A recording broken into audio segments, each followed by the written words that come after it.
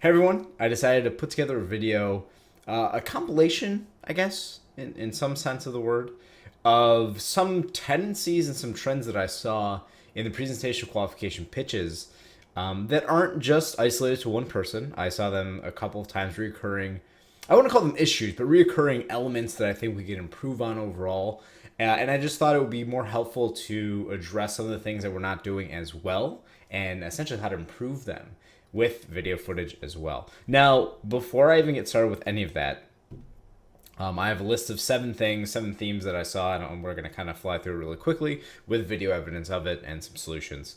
But I want to add a disclaimer very quickly that this is in no way me isolating anyone, say, hey, you didn't do this so well, hey, you need to do this better. Instead, what we're really trying to do is just using an example of something that I saw, and I went, you know what, that's important to note for everybody involved. And when I told my wife that I was doing this video, she said, don't you think people are going to be a little bit upset that you're kind of showing their video and saying that you didn't do this so well? And I always go back to my sports background. I watch tape and tape and tape and tape. And as a coach, my job was to say, hey, you didn't do this so well. This is how we improve it to make the final product a little bit better. So if you're at all upset or offended by any of this, please let me know. Okay?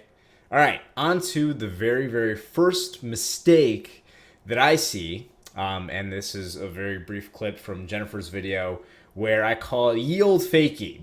Don't rush into things. While attending college as a part-time student, I held a couple positions in the finance industry, which I found to be very beneficial because I was able to apply the concepts I was learning in school to the real world.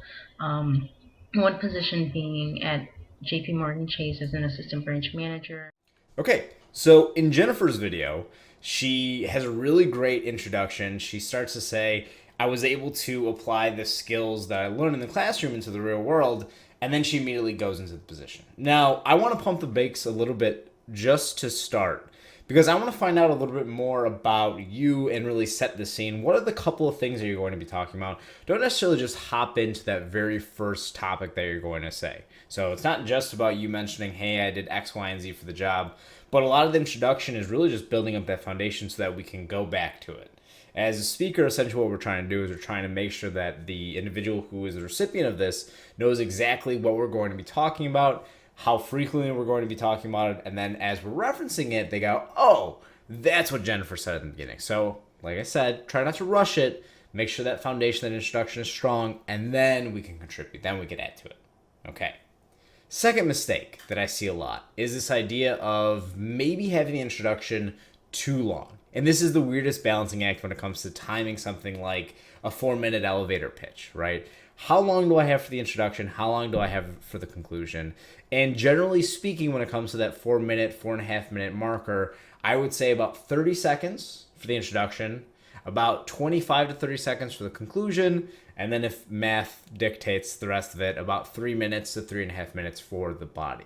So let's just look at Brett's quick example and see where he finishes his introduction and starts to really go into it. Opportunity to launch my IT career and gain valuable work experience of being a part of the LaSalle network team. Hello, my name is Brett Levin, and I'm a Woodbury senior at DePaul University, where I'm studying information systems.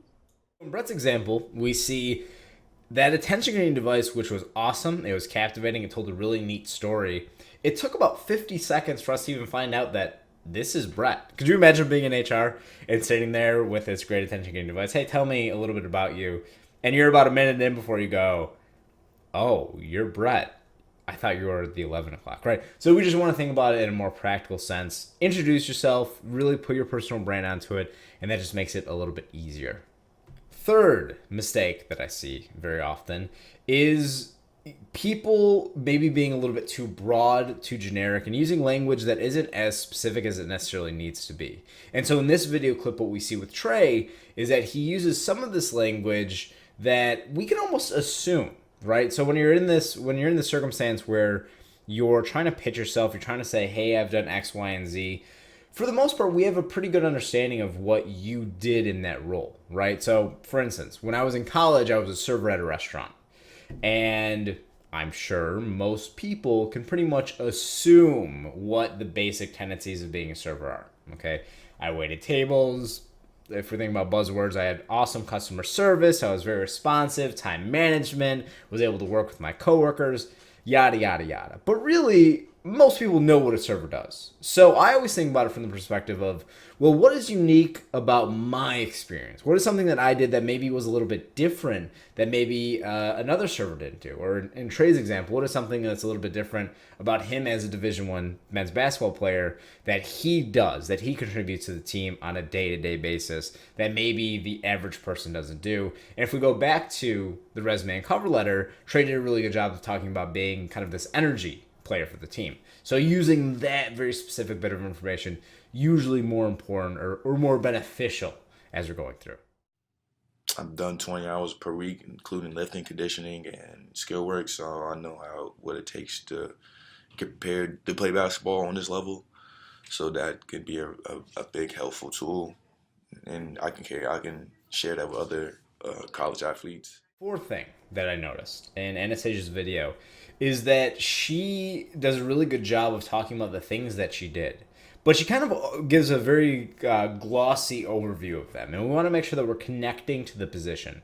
So when I say connect to the position, we want to make sure that each time we reference the things that we've done, like let's say the editing process, that we then are able to say how that connects to this position itself. And so this fourth comment of connecting to the position as we watch Anastasia's video, think about how we might be able to take that language that she used and then use that kind of as a springboard into the next one. Because similar, when we talk about this fifth point, you'll see how this connection is kind of made. Go through various degrees of writing and editing and communicating with the rest of the staff in regards to, are we keeping on brand? Are we relaying the necessary information? Is it easy to understand, etc.? So I am familiar with the writing and editing process. So when it comes to you trying to balance out, do I include personal life? Do I include professional life? In Austin's example, he talks about his high basketball IQ. He comes from this lineage of coaches. His dad's a coach, and so it just makes logical sense that he would be a coach as well. My dad was my coach. I became a coach. It just seems to be a thing that happens. So when we're talking about this, I actually think it's important to bring in that personal element, right? We're not just working in our job, and especially if people who are very young in their career, if you're 22, 23, 27 years old, and the first 11 years of your life, you were playing a sport or you were doing something with your family, it's important to note those personal anecdotes because you probably learned a lot more in those years than maybe you learned in 2 years of college, 3 years in college, okay? So I do think it's valuable to bring in an example like Austin does about his father and use that as that springboard. And for my skills, I have a high level of basketball intelligence. I've been playing basketball since I was 5, and my dad's a coach, so I've grown up around it. And The last thing that I notice is Evan talking about him doing coding for fun, which you have to be a sadistic person when you choose a professional career and you just do that, or you're just very passionate about it. So I always think about it, and this is a very short story that my mother told me. So my mother works in a finance group. She's a director of a finance group at a company called PACtive in the northwest suburbs in Lake Forest. And she, very early on, about 10 years ago in her career, not that was early on, but don't tell her I said that. But 10 years ago in her career, she did a lot of the hiring and firing. And she wanted to make sure that the people she brought into her team before she got into the director role, all the people that she brought into her team had the right personality fit. And in finance, you don't just kind of stumble into finance. You pick it because you really like numbers, something about it you just naturally gravitate toward. And so one of her secret questions in the interviewing process is, why do you love math? And most people, as you're watching this, are going, well, math is terrible. But that's a distinguishing quality about somebody who is in finance, that they have chose, based on a skill set that they have, to pursue something like math. So in Evan's example, he talks about how he's very passionate. Why? Where does that come from? Did you just wake up one morning and decide, hey, I'm gonna code in Ruby? No, there's probably a gradual process.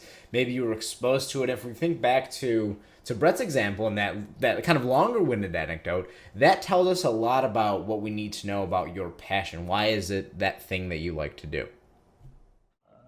So I truly enjoy working with HTML, CSS, JavaScript, and jQuery just about every single day. It is something I do for fun in my free time. I enjoy making those sites. Okay, so that's it for the most part. Decided to kind of combine a lot of these different themes that we see across the board, and hopefully this was valuable to you. If it wasn't, let me know how else I can contribute to you. Otherwise, I'm looking forward to the rest of the presentation qualifications as they start to trickle in.